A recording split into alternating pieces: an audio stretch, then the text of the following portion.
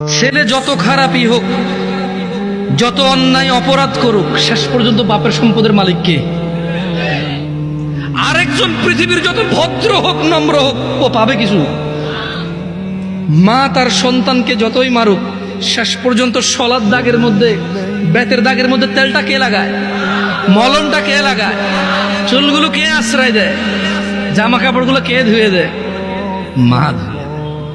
জ্বর হলে মাথায় জলপট্টি কে দেয়? মা দেয়। আবার এই মাই কিন্তু এক একবার খেতে গেলে শলার মুঠা ভেঙে ফেলে পিটতে পিটতে করে কিনা? আস্থা রাখো ভাই আমার, কোরআন সুন্নাহর মধ্যে আস্থা রাখো। আমরা যদি আল্লাহর বান্দা হই, কার বান্দা? আমরা কার বান্দা হব? তোমাকে আমি বলি, শুনো, আমি শেষ আমার ওয়াজ। আমরা যদি আল্লাহর বান্দা হয়ে মরতে পারি, এরপরে আমরা যখন আল্লাহর সামনে যাব বিচারের মাঠে, কোরআন সুন্নাহ অনুযায়ী, তোমাকে আবার বলতেছি, তুমি যদি কোরআন পড়ো, হাদিস পড়ো, তুমি এগুলা দেখবে, এভাবে জিনিসটা বুঝতে পারবো। যখন আমরা মরবো, হিসাবের টাইম আসবে, আল্লাহর সামনে যখন আমরা উপস্থিত হব, যখন আমরা কুফরি করব না, শিরিক করব না, যখন আমরা কি করব না, কুফরি করব না, শিরিক করব না, আল্লাহর সামনে গেলে আমাদের অনেক গুনাহ যদি থাকে, এটা আল্লাহর ক্ষমতা। আল্লাহ আমাদেরকে শাস্তি দিবে অথবা ক্ষমা করবে। আল্লাহ আমাদের শাস্তি দিবে অথবা ক্ষমা করবে। এটা কার ইখতিয়ার? সিদ্ধান্ত কার? আল্লাহ। ধরে নাও আল্লাহ আমাদেরকে ক্ষমা করে দিচ্ছে, তাহলে আল্লাহ আমাদেরকে জান্নাত দিল। কি দিল? ওকে। ধরে নাও আল্লাহ আমাদেরকে ক্ষমা করে নাই, তাহলে আল্লাহ আমাদেরকে শাস্তি দিবে। কি দিবে?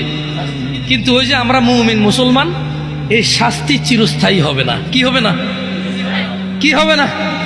ওই যে যার যে অপরাধ, চুরি করলে 6 মাস জেল, ডাকাতি করলে 1 বছর জেল, মানুষ মারলে 12 বছর যাবজ্জীবন জেল, ওই হিসেবে আমাদের অন্যায় অপরাধ অনুযায়ী শাস্তি পাবো। কি পাবো?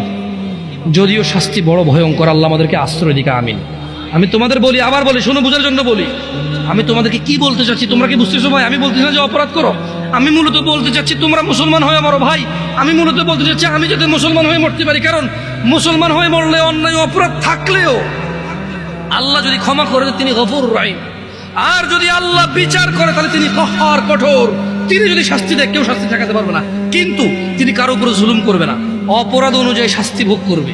এরপরে আল্লাহ ওকে পবিত্র করে, সুন্দর করে জান্নাতে ঢুকাই দেবে।